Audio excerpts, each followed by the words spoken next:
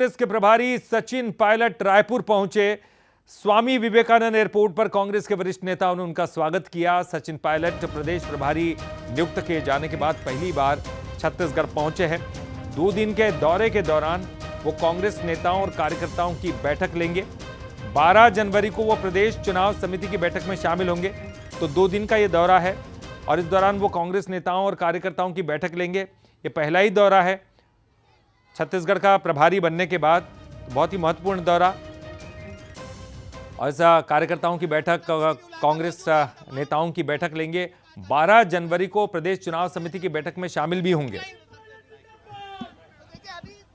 आने वाले लोकसभा चुनावों के लिए पूरा संगठन, पूरी पार्टी, सभी नेता कार्यकर्ता तैयार हैं। इसी का जायजा लेने के लिए संगठन को और दुरुस्त कर लोकसभा चुनाव के लिए तैयार करने के लिए और पूरे प्रदेश भर में जो कांग्रेस का कार्यकर्ता है उसको नए जोश के साथ चुनावी मैदान में उतारने के लिए हम सब लोग यहाँ पर आए हैं कि आने वाले लोकसभा चुनाव में हम दुगनी ताकत से वापसी करेंगे और एक मजबूत विपक्ष जो हम लोग हैं उसका एहसास जनता को जरूर होगा।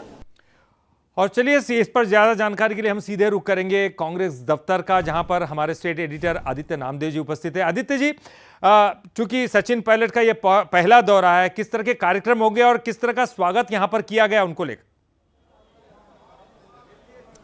देखिए, स्वागत तो अभूतपूर्व था। प्रदेश प्रभारी हैं, पहली बार आए हैं और सचिन पायलट जैसा कद, निश्चित तौर पर देखिए उनके कद के हिसाब से वो स्वागत भी उनका हुआ है।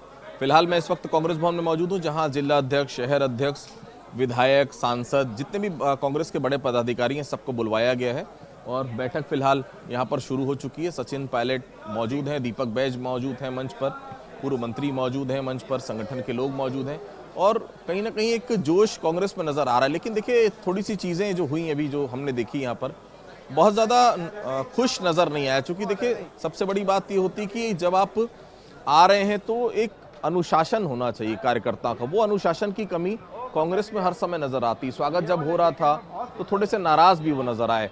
एयरपोर्ट से यहाँ तक काफी लंबा समय लगा, लेकिन जो अनुशासन भारतीय जनता पार्टी में हम देखने को मिलते, उस अनुशासन की कमी यहाँ लगातार देखने को मिल रही। दूसरी महत्वपूर्ण चीज, क्या खुश हैं खुद सचिन पायलट छत्तीसगढ़ के प्रभारी बनकर?